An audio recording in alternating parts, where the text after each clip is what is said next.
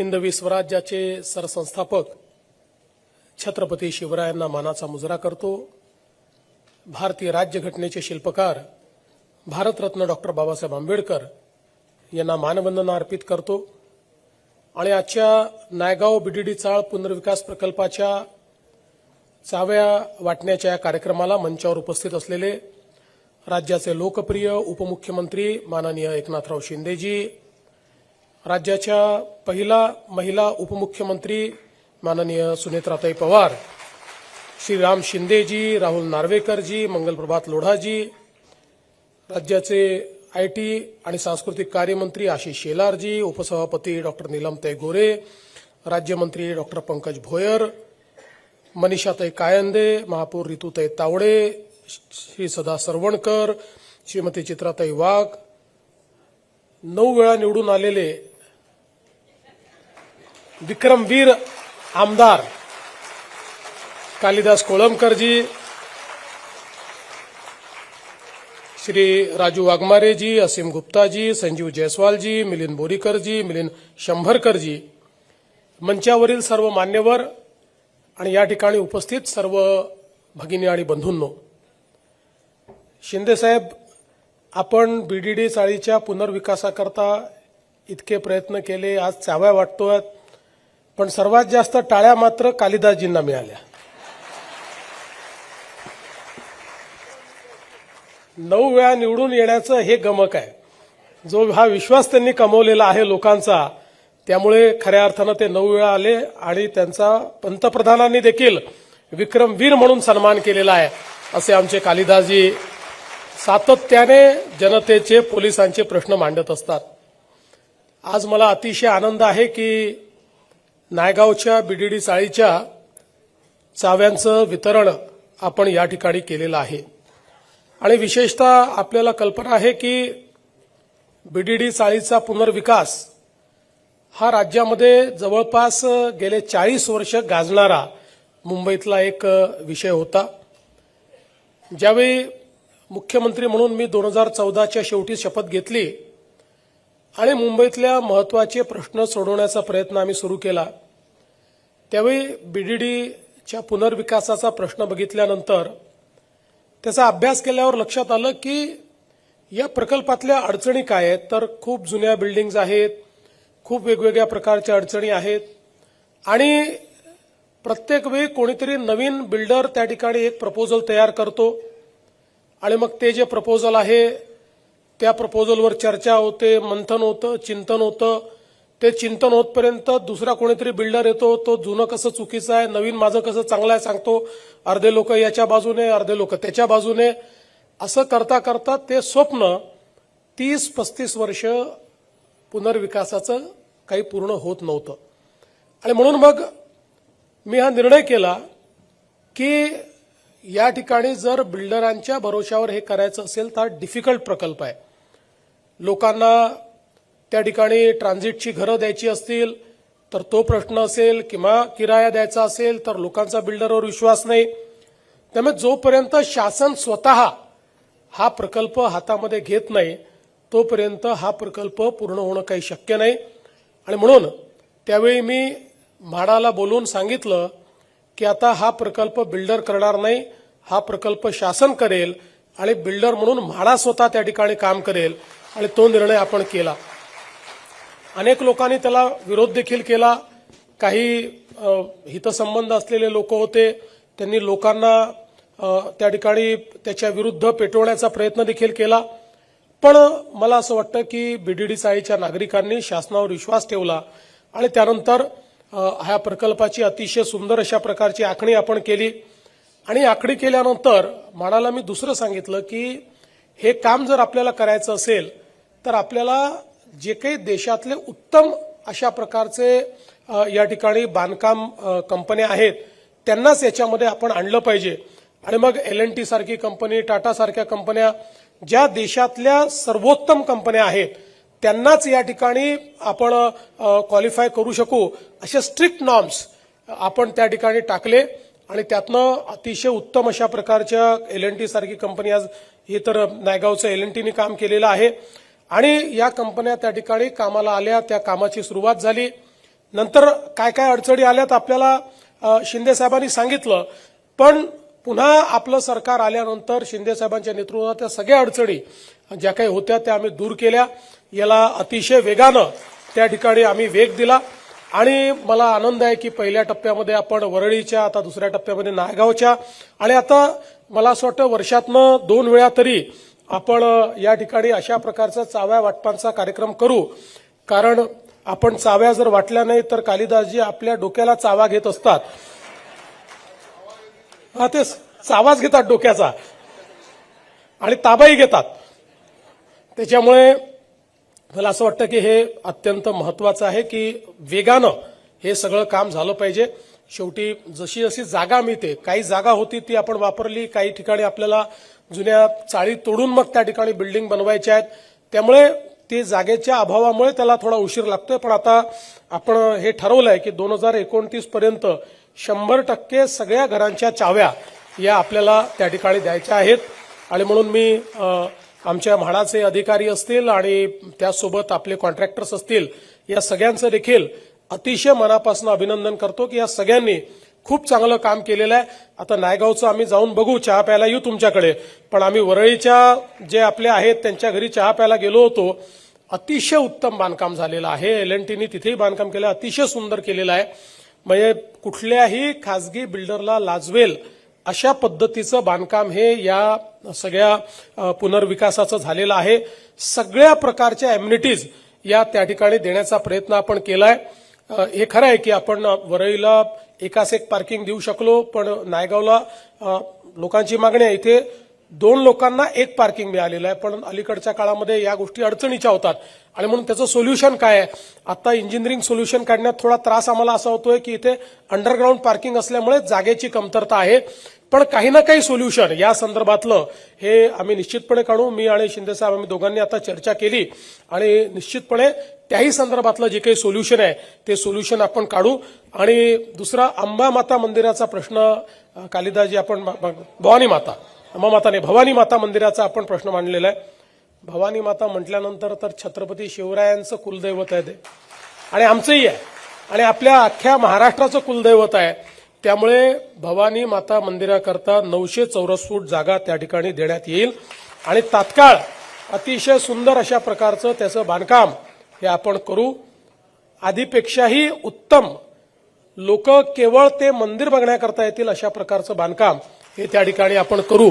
हा विश्वास या निमित्ताने मी तुम्हाला देतो. आज खरं म्हणजे मुंबईमध्ये सामान्य जो आमचा मराठी माणूस आहे, सामान्य माणूस आहे, मुंबईतला गरीब माणूस आहे, त्या सगळ्यांना घरं देण्याचा प्रयत्न आपण करतो. विशेषतः बीडीडी चाळीला तर फार मोठा इतिहास आहे. आपल्याला कल्पना आहे की लोकशाहीर अण्णाभाऊ साठे असतील किंवा भारतरत्न डॉक्टर बाबासाहेब आंबेडकर असतील यांच्यासहित इतक्या नररत्नांची खाण या बीडीडी चाळी राहिलेल्या आहेत की खऱ्या अर्थानं मला असं वाटतं की याचा जो इतिहास आहे हा इतिहास एक प्रकारे आता या पुनर्विकासानंतर मला असं वाटतं याच्यावर देखील एक पुस्तक लिहिलं गेलं पाहिजे. कारण मी ज्यावेळेस वरळीच्या काही आमच्या मोठ्या बहिणींशी चर्चा केली तर त्यांच्या जीवनातले अनेक प्रसंग त्यांनी बीडीडी चाळीत घडलेले सांगितले. कोणी 40 वर्षापासून, कोणी 50 वर्षापासून लग्नापासून राहायला आले, 16व्या 17व्या वर्षी लग्न झालं आणि आता 79 वर्षाचे आहेत. अशा एक आम्हाला काकू भेटल्या की ज्यांनी त्यांचं आयुष्यातलं बीडीडी चाळीत कसं ते आयुष्य गेलं हे सगळं त्यांनी त्या ठिकाणी सांगितलं.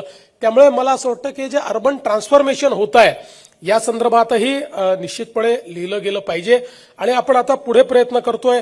अभ्युदय नगर असेल, आदर्श नगर असेल किंवा मोतीलाल नगर असेल, पंजाबी सिंधी कॉलनी आहे, जीटीबी नगर आहे, एसव्हीपी नगर आहे, अशा कामाठीपुरा आहे, अशा सगळ्या हे जे काही जुने एरियाज आहेत या सगळ्याचं पुनर्विकास करून लोकांना आज जे काही त्या ठिकाणी अडचणी सहन कराव्या लागतात त्याच्याऐवजी त्यांना त्यांच्या हक्काचं घर मिळालं पाहिजे, ते मोफत मिळालं पाहिजे. अशा पद्धतीनं आपला जो गरीबात गरीब माणूस आहे, मध्यमवर्गीय, त्याचा विचार आपण करतोय. जसं शिंदे साहेबांनी सांगितलं की आतापर्यंत मुंबईतला मध्यमवर्गीय हा मुंबईमध्ये घराचं स्वप्न पाहू शकत नव्हता. मुंबईमध्ये वर्षानुवर्ष राहणाऱ्या व्यक्तीला घर घ्यायचं असेल तर कुठेतरी कल्याण डोंबिवलीच्या पलीकडे, तिकडे अंबरनाथच्या पलीकडे, तिकडे भिवंडीच्या कर्जत वगैरे जावं लागेल अशा प्रकारची परिस्थिती होती. पण आम्ही हा निर्णय केला की मुंबईतल्या सामान्य माणसामुळे ही मुंबई आहे, या मुंबईची संस्कृती जपणारा हा मुंबईकर आहे. त्यामुळे या मुंबईकराला या मुंबईतच घर द्यायचं. आणि मला विश्वास आहे की आता हे जेवढे प्रकल्प आम्ही हातामध्ये घेतलेले आहेत, या सगळ्या प्रकल्पांमुळे ज्यांनी कधीही मुंबईत घर होण्याचं स्वप्न बघितलं नव्हतं, अशा सगळ्यांचं स्वप्न आपले महायुतीचं सरकार येत्या काळामध्ये पूर्ण केल्याशिवाय राहणार नाही. अतिशय गतीने ही सगळी कामं जी आहेत, ही कामं आपण हातामध्ये घेतलेली आहेत. मला आनंद आहे की विशेषतः या संपूर्ण बीडीडी चाळीमध्ये आमचे पोलीस मोठ्या प्रमाणात राहतात. आणि मला आठवतं की आम्ही देखील अशी जी आपल्या लक्षात असेल, आपण 2012 साली मोर्चा काढला होता पोलिसांना घरं देण्याच्या संदर्भात. आणि मग त्या मोर्चानंतर ज्यावेळेस आपल्याला संधी मिळाली आणि 2014ला सरकार आल्यानंतर 15 मध्ये केस होती हायकोर्टामध्ये. आणि त्यामध्ये पोलीस जे अनेक वर्षापासून बीडीडी चाळीत राहत आहेत, 30-30, 40-40 वर्ष पोलीस त्या ठिकाणी राहत होते, 2-2 पिढ्या पोलीस आमचे राहत होते. आणि म्हणून त्या केसमध्ये त्यांनी मागणी केली होती की त्या ठिकाणी आम्हाला मालकी हक्काचं घर मिळावं. आणि सातत्याने जवळपास 7-8 वर्ष सरकारने 4-5 ॲफिडेव्हिट असे दिले होते की अशा प्रकारचं घर देणं शक्य नाही आहे. 2015 साली पहिल्यांदा मी ती सरकारची भूमिका बदलली आणि माननीय उच्च न्यायालयात ॲफिडेव्हिट दिलं की हो, राज्य सरकार अशा प्रकारचं घर देण्याकरता त्या ठिकाणी तयार आहे. आणि त्यानंतर मग आपल्याला कल्पना आहे की त्या संदर्भात निर्णय झाला. मग त्याच्या किमतीचाही प्रश्न खूप मोठा होता. शिंदे साहेबांनी तो किमतीचा प्रश्न अतिशय उत्तम पद्धतीने त्या ठिकाणी सोडवला आणि आपल्याला ती निवासस्थानं मिळण्यास फायदा झाला. आज आपल्याला कल्पना आहे की जवळपास 2901 असे आपले जे पोलीस होते, त्यांच्यापैकी 2363 आमच्या पोलिसांना जी काही आपण 15 लाखाची किंमत आहे त्या किमतीत ते घरं मिळत आहेत. 223 लोकांना बांधकाम खर्चात मिळत आहेत. पण एक जरी राहिला तरी कालिदासजी काही आम्हाला जगू देत नाहीत. त्याच्यामुळे त्यांनी जे रोज पाठपुरावा केला आहे 315 लोकांचं माझ्या काय, तर कालिदासजी त्यातनंही मार्ग काढण्याचा प्रयत्न आम्ही करतो. एक कोर्टात केस चाललेली आहे म्हणून त्याला काही वेळ लागतोय, पण त्यातनंही मार्ग काढतोय. आणि ओव्हरऑल जे आहे, शेवटी कसं आहे, आता इतर ठिकाणचे पोलीस आम्हाला म्हणायला लागले की आम्ही बीडीडी चाळीत राहायला गेलो नाही, हे आमचं चुकलं का, असाही प्रश्न आता इतर ठिकाणच्या पोलिसांनी आम्हाला निर्माण केलेला आहे. त्यामुळे एक समग्र धोरण, कोर्टाचे निर्णय आणि सगळ्या गोष्टी एक समग्र धोरण करावं लागेल. तुम्हाला तर माहिती आहे, जसं तुम्ही म्हणजे पोलीस तुमच्या जवळचे आहेत, तसे माझ्या शिंदे साहेबांच्या आणि ताईंच्या जवळचे म्हणजे अजितदादांच्या जवळचे पोलीसच होते. आमचं त्यांच्याशी संबंध काय होता तुम्हाला माहिती आहे. तुम्ही अनेक वेळा माझ्यासोबत पोलिसांसोबत माझे काय संबंध आहेत ते बघितलेले आहेत. त्यामुळे आपल्याला मार्गही काढावा लागेल. मार्ग काढत असताना शेवटी काय असतं की राज्यातले आता इतर जे कर्मचारी आहेत ते कर्मचारी देखील आपल्याला सांगायला लागले की बाबा या धर्तीवर आता आमचा देखील तुम्ही विचार करा. मग भविष्यातले प्रश्न निर्माण झाले की आता मग पुढे जे काही लोक नोकरीत येतील त्यांना सेवा निवासस्थानं कुठनं द्यायची, असे अनेक प्रश्न आहेत. पण तरी देखील मी तुम्हाला हे सांगतो की तुमचं आणि आमच्या स्वप्नामध्ये काही भेद नाही आहे. फक्त त्यातनं कायदेशीर आणि व्यावहारिक अशा दोन्ही पद्धतीचा मार्ग काढला पाहिजे. कारण मी तर 2016 साली तुम्हाला लक्षात असेल की मुंबईमध्ये पोलिसांना मालकी हक्काच्या घराची जी पॉलिसी आहे ही 16 मध्ये आपण तयार केली. त्या पॉलिसीमध्ये काही अडचणी नंतरच्या काळात आल्या, पण आता पुन्हा आपण ती पॉलिसी योग्य प्रकारे कशी करता येईल त्या संदर्भात आपण प्रयत्न करू. आणि आता पुढच्या काळामध्ये हे सगळं जे रिडेव्हलपमेंट मुंबईमध्ये होणार आहे, जवळपास म्हणजे हे सगळे जे जुने वेगवेगळ्या लेआउट्स आहेत, या लेआउटचं जे रिडेव्हलपमेंटचं काम आपण हातामध्ये घेतलंय त्याची एकत्रित आपण विचार केला तर जवळपास 1000 एकराचं रिडेव्हलपमेंटचं काम आता आपण मुंबईमध्ये करतो. त्यामुळे मोठ्या प्रमाणात मुंबई जी आहे ती या ठिकाणी बदलणार आहे. मुंबईमध्ये सामान्य माणसाला घर तर मिळणार आहे, पण मुंबईची लिव्हेबिलिटी, मुंबईमध्ये इज ऑफ लिव्हिंग, सामान्य माणसाच्या जीवनामध्ये क्वालिटेटिव्ह चेंज हा आणण्याचा आपला प्रयत्न आहे. आणि त्या दृष्टीने खऱ्या अर्थानं आपलं हे सगळं काम चाललेलं आहे. आणि म्हणून तुम्ही बघा की बीडीडी चाळीचे पुनर्विकास करताना अनेक वेळा अधिकाऱ्यांची चर्चा व्हायची, एक आपण ॲम्युनिटी वाढवायचो, ते सांगायचे साहेब आम्हाला प्रॉफिट नको पण खिशातनं घालायला लावू नका. पण तरी आपण सांगायचो नाही, काही हरकत नाही, पुढे तुम्हाला जे काही सेलेबल आहेत त्याच्या किमती वाढणार आहेत, त्यामुळे तुम्ही ते टाका. असं करत करत आपण जेवढ्या जास्तीत जास्त ॲम्युनिटीज त्या ठिकाणी देता येतील ते देण्याचा प्रयत्न आपण केलेला आहे. आणि म्हणून मी एवढंच या निमित्ताने सांगतो की निश्चितपणे भविष्यातही बीडीडी चाळीचं काम तर उत्तम पूर्ण करूच, सगळ्यांना त्या ठिकाणी राहण्याची चांगली व्यवस्था आपण करून देऊ. पण मुंबईमध्ये इतरही जे मध्यमवर्गीय मुंबईकर आहेत त्यांचंही घरांचं स्वप्न पूर्ण करण्याकरता आपलं सरकार हे कटिबद्ध आहे. आपल्या आज ज्यांना चाव्या मिळालेल्या आहेत त्यांना मी पुन्हा एकदा विनंती करतो, मागच्या वेळेस केली होती की काही झालं अडचणी कशात नाही भागवा, पण मुंबईतलं बीडीडी चाळीतलं आपलं घर कधी विकू नका, काही झालं तरी विकू नका, अशी आपल्या सर्वांना या निमित्ताने विनंती करतो. आणि जे दुसऱ्या पिढीचे लोक आले आहेत त्यांना तर विशेषत्वाने सांगतो की तुमच्या पहिल्या पिढीने ज्या हाल अपेष्टा या बीडीडी चाळीमध्ये सहन केलेल्या आहेत, आता जे घर मिळालेलं आहे ते घर त्यांच्या हाल अपेष्टांची कहाणी सांगणारं घर आहे. त्यामुळे कधीच ते घर तुम्ही विकायचा विचार करू नका. ते घर, त्याचं संवर्धन योग्य पद्धतीने तुम्ही करावं, अशा प्रकारची तुम्हाला सर्वांना विनंती करतो. आपल्या सर्वांना अतिशय मनापासून नवीन घराच्या शुभेच्छा देतो आणि माझं बोलणं संपवतो. धन्यवाद. जय हिंद, जय महाराष्ट्र.